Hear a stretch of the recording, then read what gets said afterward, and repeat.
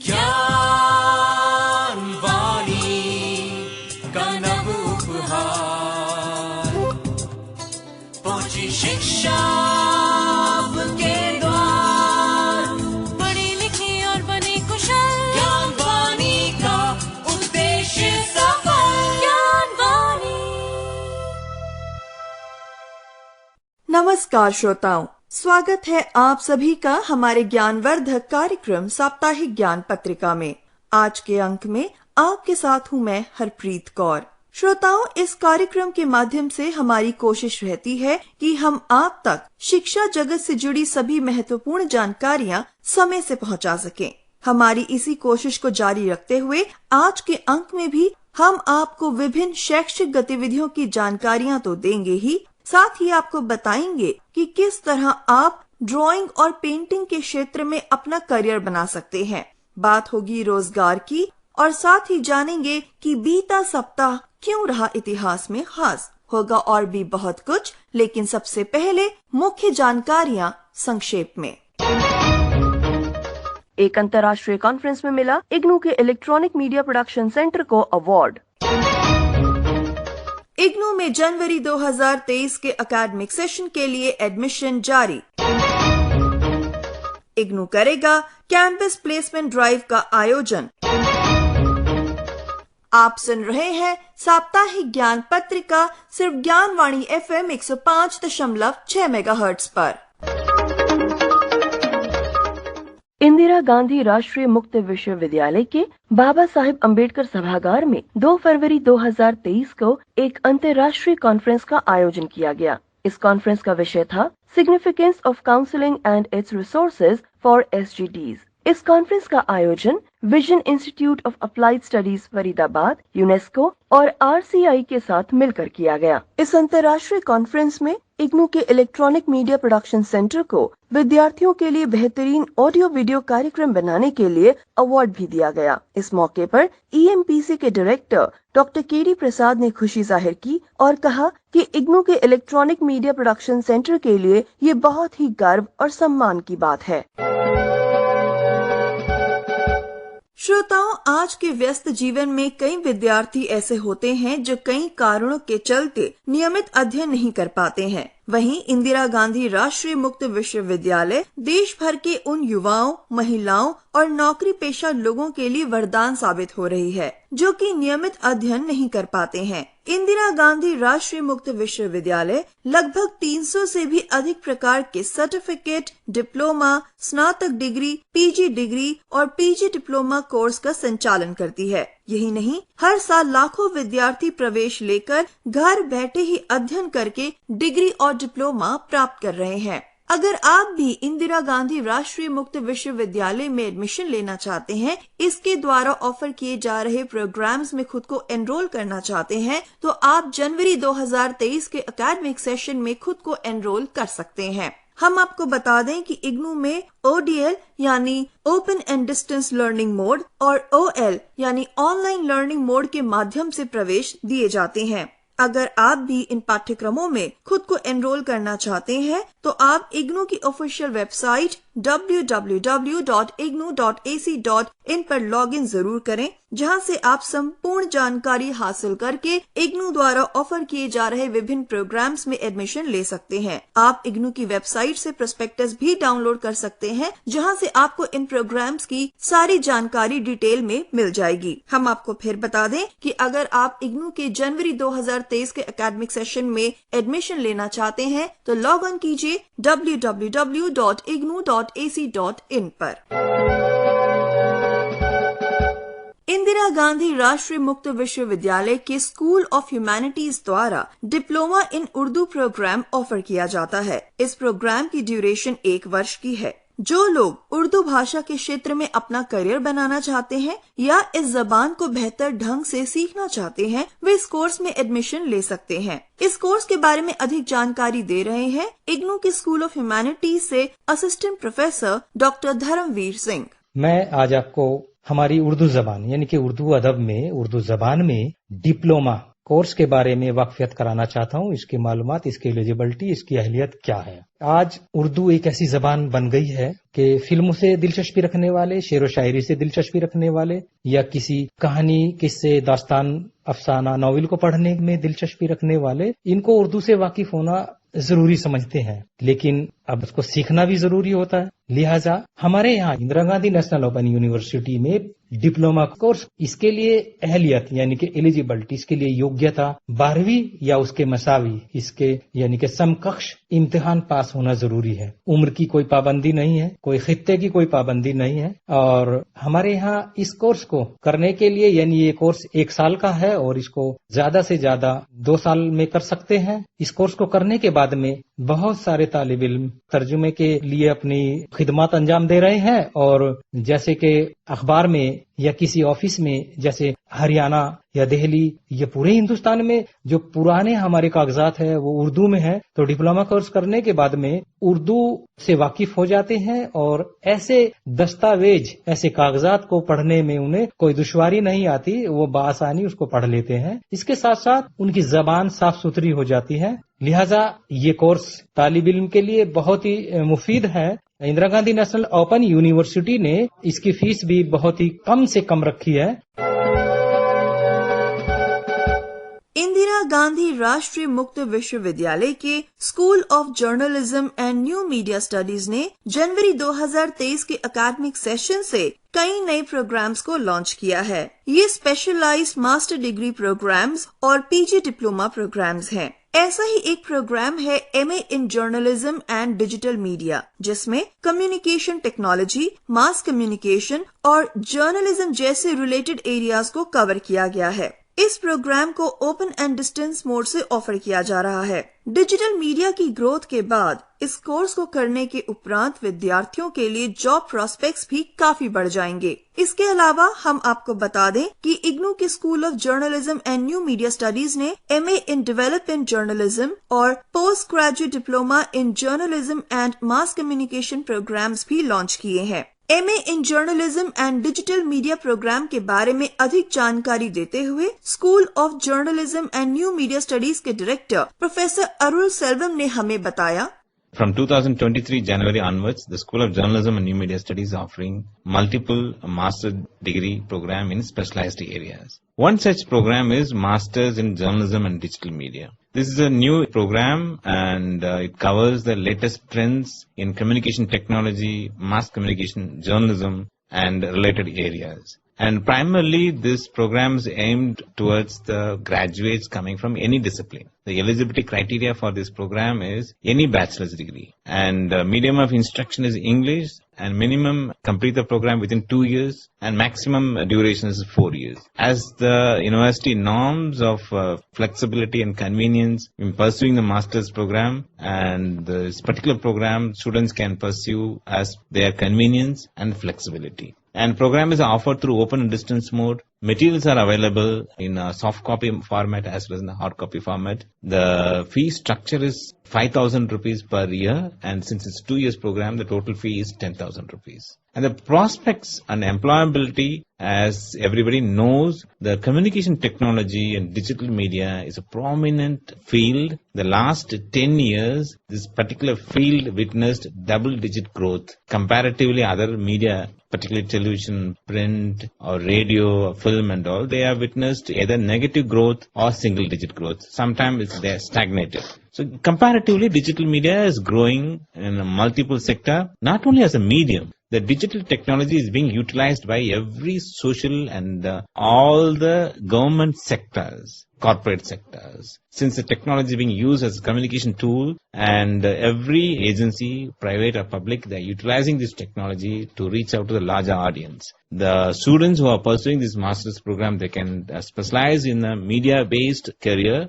or they can associate with any agency to carry out the allied media activities. And since the medium is popular and there is a demand in every sector, there's a lot of scope for employability. They can pursue this program. Indira Gandhi राष्ट्रीय मुक्त विश्वविद्यालय 13 से 18 मार्च 2023 के बीच 6 दिवसीय national workshop का आयोजन करने जा रहा है, जिसका विषय है design and development of self learning materials for distance online and blended learning. ये वर्कशॉप न्यू एजुकेशन पॉलिसी 2020 के तहत डिस्टेंस, ऑनलाइन और ब्लेंडेड लर्निंग की भूमिका और महत्व को समझाते हुए शिक्षण अधिगम यानी टीचिंग लर्निंग, स्वयं सीखने का मूल्यांकन और विकास जैसे विषयों पर केंद्रित रहेगी। इस वर्कशॉप के बारे में अधिक जानकारी प्राप्त करने के लिए आप इग्नू की ऑफिशियल वेबसाइट www.ignu.ac.in पर लॉगिन कर सकते हैं। इंदिरा गांधी राष्ट्रीय मुक्त विश्वविद्यालय अमर शहीद हेमू कालाणी जन्म शताब्दी के अवसर पर एक संस्मरण लेखन प्रतियोगिता का आयोजन करने जा रहा है, जिसका विषय है भारत का विभाजन सिंधी नागरिकों के विस्थापन के संदर्भ में। ये निबंध लेखन प्रतियोगिता हिंदी और अंग्रेजी में आयोजित की जाएगी। प्रविष्टियां भेजने की अंतिम तारीख 20 फरवरी 2023 है। आप अपना निबंध ईमेल आईडी sost@ignu.ac.in पर भेज सकते हैं और अधिक जानकारी के लिए आप विजिट करें www.ignu.ac.in। इंदिरा गांधी राष्ट्रीय मुक्त विश्वविद्यालय 15 फरवरी 2023 को अपने कैंपस में कैंपस प्लेसमेंट ड्राइव का आयोजन कर रहा है, जिसमें कस्टमर सर्विस एग्जीक्यूटिव और कॉपी एडिटर्स के साथ साथ टेक्निकल राइटर्स के पदों के लिए प्लेसमेंट की जाएगी। इस विषय में अधिक जानकारी आप इग्नू की ऑफिशियल वेबसाइट www.ignu.ac.in से प्राप्त कर सकते हैं। विश्वविद्यालय अनुदान आयोग यानी यूजीसी अंडर ग्रेजुएट कोर्सेज के लिए कॉमन यूनिवर्सिटी एंट्रेंस टेस्ट यानी CUET की रजिस्ट्रेशन प्रक्रिया की तारीखों की घोषणा जल्द करेगा। रजिस्ट्रेशन पोर्टल एक्टिव होने के बाद उम्मीदवार आधिकारिक वेबसाइट पर आवेदन कर सकेंगे। रजिस्ट्रेशन प्रक्रिया के बारे में यूजीसी ने अपने ट्विटर अकाउंट पर शेयर किया है कि केंद्रीय विश्वविद्यालयों और अन्य भाग लेने वाले विश्वविद्यालयों में यूजी कोर्सेज में प्रवेश के लिए कॉमन यूनिवर्सिटी एंट्रेंस टेस्ट की रजिस्ट्रेशन की घोषणा कुछ ही दिनों में कर दी जाएगी। आधिकारिक नोटिस के मुताबिक CUET यूजी का आयोजन 21 से 31 मई के बीच किया जाएगा। परीक्षा CBT मोड में अंग्रेजी और 12 अन्य भारतीय भाषाओं में आयोजित की जाएगी।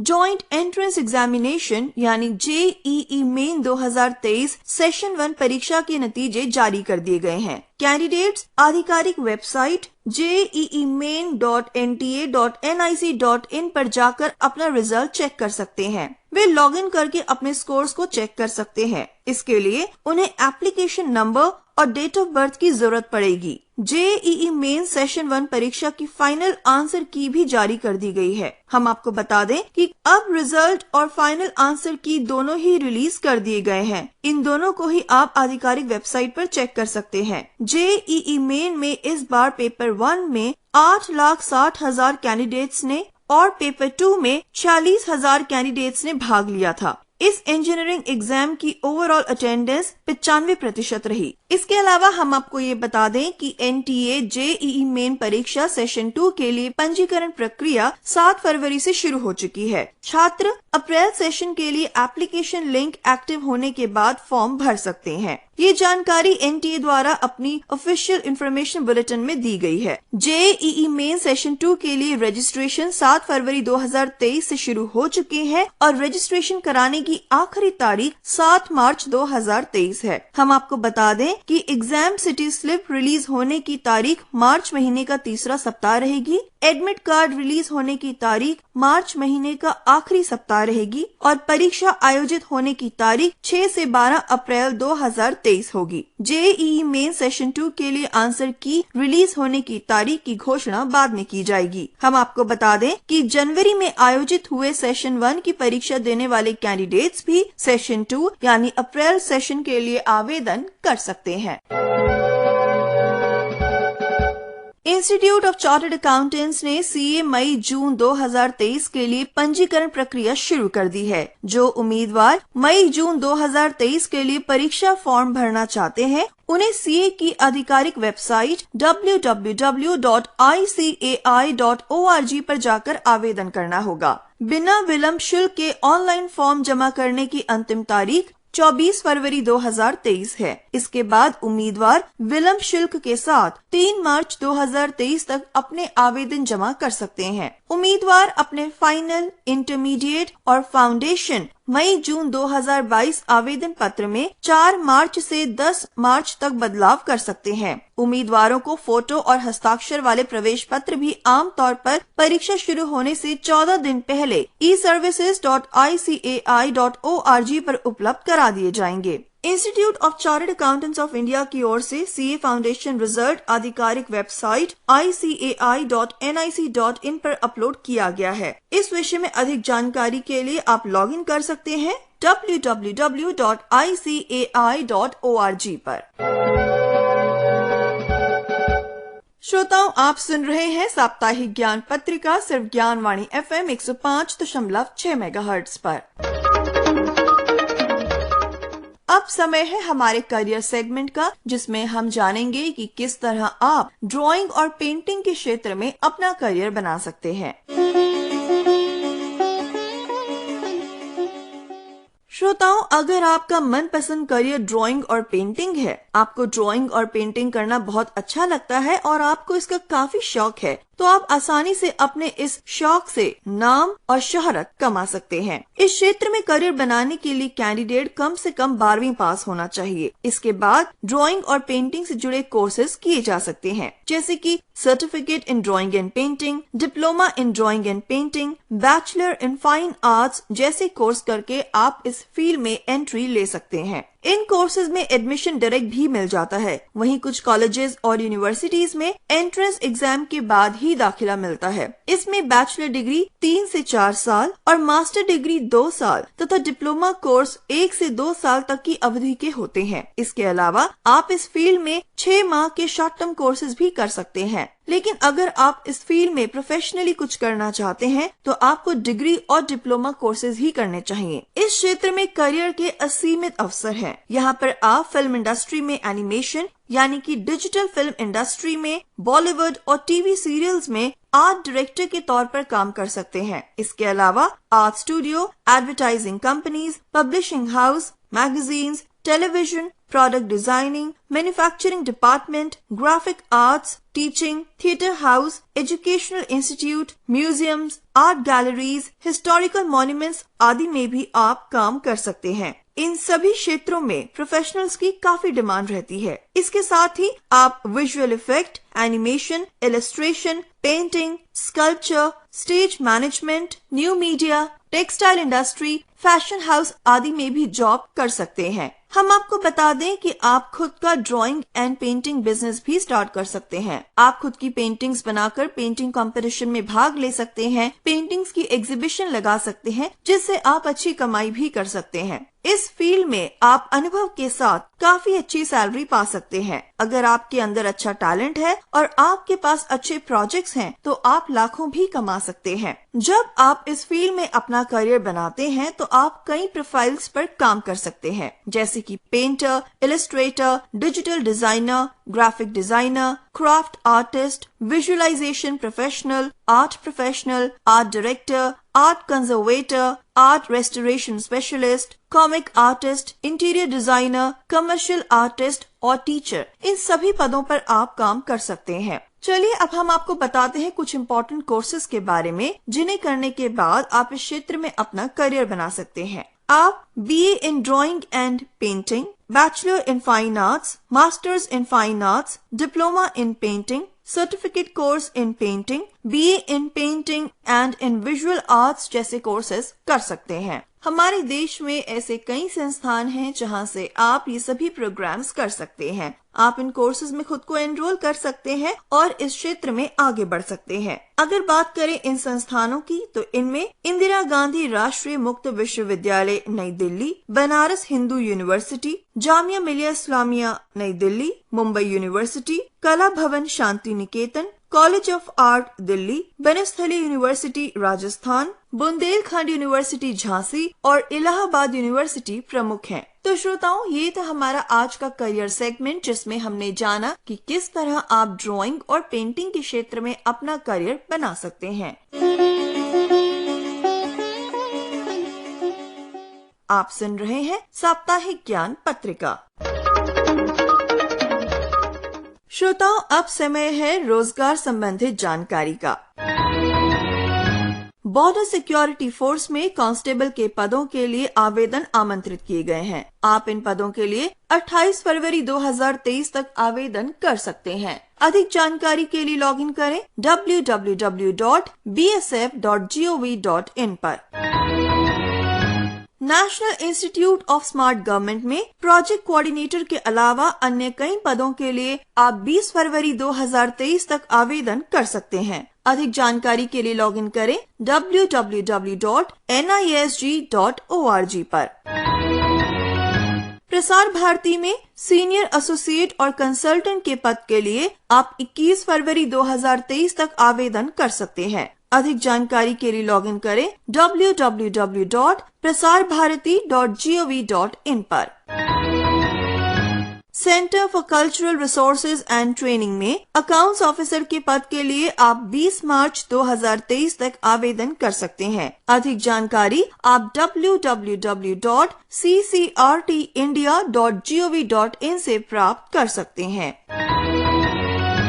Biotechnology industry research assistant council में कंसल्टेंट के पद के लिए आप 28 फरवरी 2023 तक आवेदन कर सकते हैं। अधिक जानकारी के लिए लॉगिन करें www.birac.nic.in पर।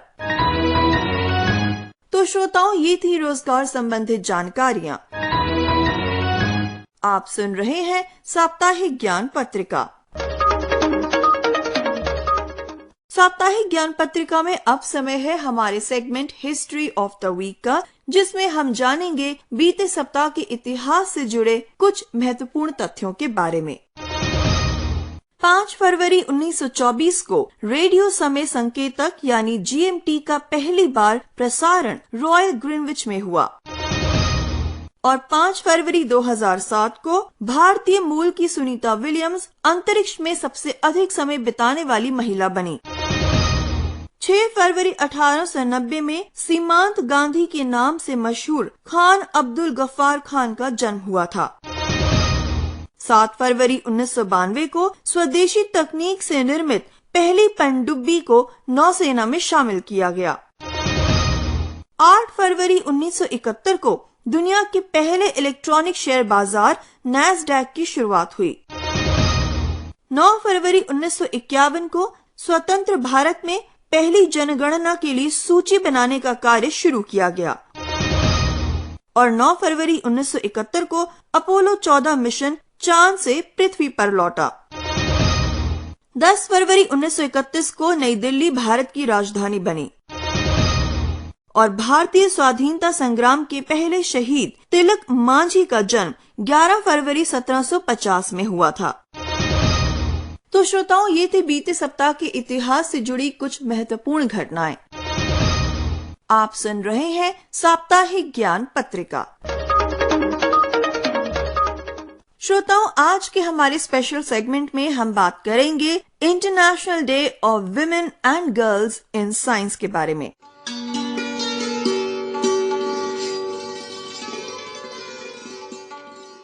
विज्ञान में महिलाओं और लड़कियों का अंतर्राष्ट्रीय दिवस। जी हाँ, ये दिन 11 फरवरी को विश्व स्तर पर मनाया जाता है। इस दिन को मनाने का उद्देश्य विज्ञान में महिलाओं और लड़कियों की भूमिका को पहचानना है। हम आपको ये बता दें कि इस दिशा में प्रगति को तेज करना भी इस दिन के उद्देश्य में शामिल है। ये दिन यूनेस्को और संयुक्त राष्ट्र महिलाओं द्वारा संस्थानों और नागरिक समाज भागीदारों के सहयोग से लागू किया जाता है, जिसका उद्देश्य विज्ञान में महिलाओं और लड़कियों को बढ़ावा देना है। दिसंबर 2015 में संयुक्त राष्ट्र ने 11 फरवरी को विज्ञान में महिलाओं और लड़कियों के अंतर्राष्ट्रीय दिवस के रूप में मनाने का एक प्रस्ताव अपनाया। 2016 में पहली बार इसे मनाया गया था। इस दिन के पीछे का विचार विज्ञान, प्रौद्योगिकी, इंजीनियरिंग और गणित के क्षेत्र में महिलाओं और लड़कियों की समान भागीदारी और संबंध को सुनिश्चित करना है। विज्ञान, प्रौद्योगिकी, अभियांत्रिकी और गणित में महिलाओं की कम हिस्सेदारी को देखते हुए भारत सरकार के द्वारा छात्राओं में इन क्षेत्रों के प्रति रुचि विकसित करने और इन विषयों के अध्ययन के लिए कई सारी योजनाएं समय समय पर लाई गई हैं। विज्ञान के क्षेत्र में महिलाओं की भूमिका बढ़ाने हेतु कई महत्वपूर्ण कार्य भी किए गए हैं।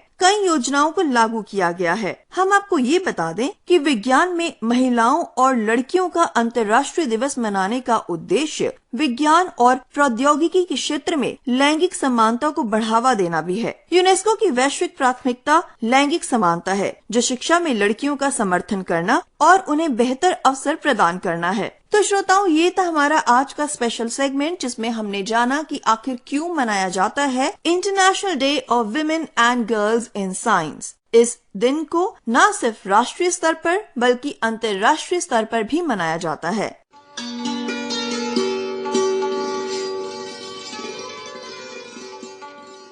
श्रोताओं, आप सुन रहे थे हमारा कार्यक्रम साप्ताहिक ज्ञान पत्रिका। इस प्रोग्राम को आप तक पहुंचाने के लिए तकनीकी सहयोग दिया परवेश कुमारी ने, आलेख रहा तरन्नुम जहां का, संपादन किया सदन लाल ने और प्रस्तुतकर्ता थे गजेंद्र दिवाकर। आज के इस अंक से मैं आपकी उद्घोषिका हरप्रीत कौर अब आपसे लेती हूँ इजाजत, लेकिन हमारे ज्ञानवर्धक कार्यक्रमों को सुनने के लिए आप जुड़े रहिए ज्ञानवाणी FM 105.6 मेगाहर्ट्ज के साथ। नमस्कार। ज्ञानवाणी का नव उपहार, पहुंची शिक्षा